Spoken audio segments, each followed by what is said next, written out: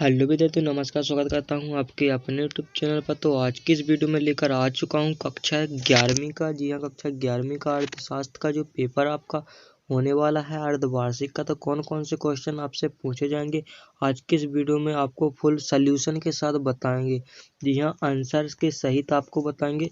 तो आप देख सकते हैं, आपको पहले आंसर भी दिखा देते हैं कि आपको जो भी क्वेश्चन बताए जाएंगे सभी के विथ आंसर सहित। जी हाँ, आपको सॉल्यूशन के साथ सभी क्वेश्चनों के आंसर बताए जाएंगे। देख सकते हैं आप यहाँ पर आपके आंसर दिए गए हैं।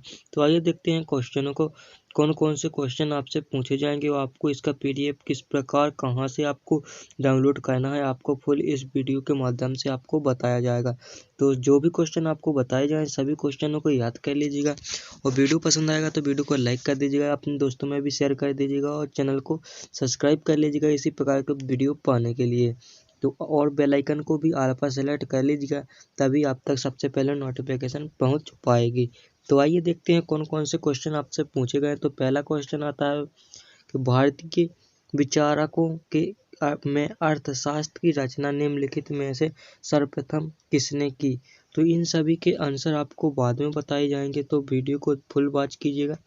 दूसरा है कि निम्नलिखित में से कौन सी विशेषता आर्थिक विकास में नहीं है। सा है उदारीकरण का उद्देश्य है। इसके बाद दा है कि किसी वित्त का गैर संस्थागत स्रोत है। ये है कि भारत में पहली रेल चली। इसके बाद आपको यहाँ पर सही जोड़ी हैं, तो इन सभी के आपको देखने को मिल जाएंगे, तो आप इनको पढ़ लीजिए। रिक्त स्थान है जो पहला के प्रश्नों की वह सूची जिसमें सूचक स्वयं उत्तर देता है खाली स्थान कहलाती है। दूसरा है जो आपका मशीनरीकरण डैश डैश को हानि पहुंचाता है। डैश किसी श्रेणी का वह पद मूल होता है जिसकी आवृत्ति श्रेणी में सबसे अधिक होती है। दा है कि रोजगार बीमा योजना सन डैश में लागू हुई। ई है कि वर्तमान में 2002 से 2007 तक डैश योजना चल रही है। इसके बाद सही या गलत आपको पढ़ लेना है इनको, क्योंकि वीडियो बहुत लंबी हो जाएगी, तो आपको जल्द से जल्द बताते जा रहा हूँ।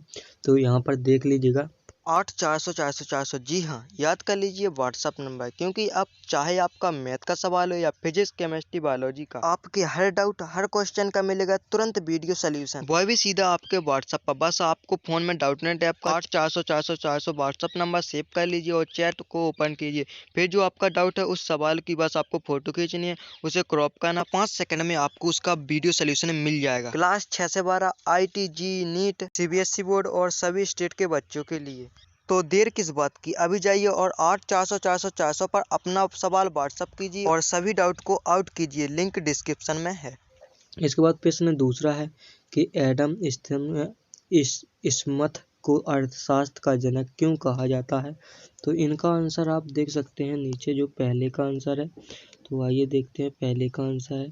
तो आपका जो पहला क्वेश्चन था तो उसका आंसर आपको यहाँ पर दिए गए हैं सही विकल्प के। इसके बाद सही जोड़ियों आपको इस प्रकार करनी है। इसके बाद जो आपका एंथ है, इसमें पहली अर्थशास्त्री थे जिन्होंने अर्थशास्त्र की एक अलग शास्त्र के रूप में स्थापित किया। तो ये आपका हो गया। इसके बाद चलते हैं नेक्स्ट क्वेश्चन की ओर। तो मैं पहले आपको क्वेश्चन दिखा देता हूँ, उसके बाद सभी के आंसर बताऊंगा और ये भी बताऊंगा कहाँ से आप इनका पीडीएफ प्रोवाइड कर सकते हैं, पा सकते हैं इसका पीडीएफ। तो बने रहिएगा लास्ट तक। तो प्रश्न तीसरा है कि मानवीय पूंजी निर्माण में से आप क्या समझते, उदाहरण द्वारा स्पष्ट कीजिए। प्रश्न चौथा है कि नाबार्ड का पूरा नाम बताइए, इसकी स्थापना क्यों हुई। पांचवा के समांतर माध्य की 3 गुण बताइए। इसी का आधार के माध्यिका की परिभाषा एवं 2 गुण लिखिए। छठवां की किसी श्रेणी में व्यक्तियों की क्रम संख्या तथा उसकी आय निम्नलिखित है। तो आपको ये दी गई है। इसके बाद 8वां है तो इसको भी पढ़ लीजिए। इसके बाद 7वां के प्रो मार्शल तथा रॉबिन्स की परिभाषा की तुलना किन्हीं 4 बिंदुओं पर कीजिए। 8वां के उपभोक्ता की बचत को परिभाषित कीजिए तथा इसके 3 महत्व लिखिए। 9वां है कि आर्थिक विकास से क्या आशा है, इसकी 3 विशेषताएं लिखिए। 5 जो आपका 10वां है कि आर्थिक विकास में किन्हीं 2 सूचकों की संक्षिप्त में व्याख्या कीजिए।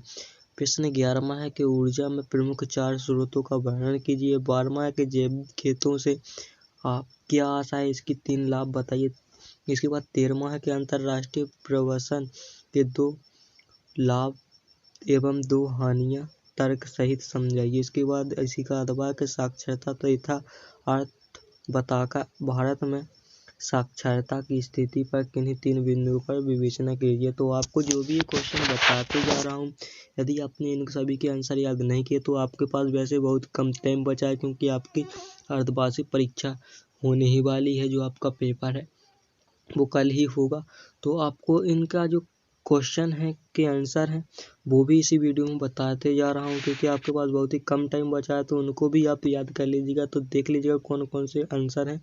इसके बाद इसी का 14वां देख लीजिए, समंकों की कोई भी 4 विशेषताओं का वर्णन कीजिए। इसके अथवा का सांख्यिकी के प्रमुख 4 कार्य लिखिए। इसके 15वां है सीमांतर उपयोगिता हॉर्स नियमों का उदाहरण एवं चित्र द्वारा समझाइए। 15वां के आर्थिक नियोजन से आप क्या समझते हैं, इसकी 4 विशेषताएं लिखिए। तो आपको जो भी ये क्वेश्चन दिख रहे हैं, इन सभी को यदि याद नहीं किया तो एक बार याद कर ही जाएं जब आप अपनी परीक्षा देने जाएंगे, क्योंकि यही क्वेश्चन आपसे पूछे जाएंगे। आपके ब्लूप्रिंट के आधार पर ही इन क्वेश्चनों को लेकर आया हूँ, तो इसी प्रकार के यही क्वेश्चन पूछे जा सकते हैं। तो यदि आपने इन सभी को अभी तक याद नहीं किया तो याद कर लीजिएगा।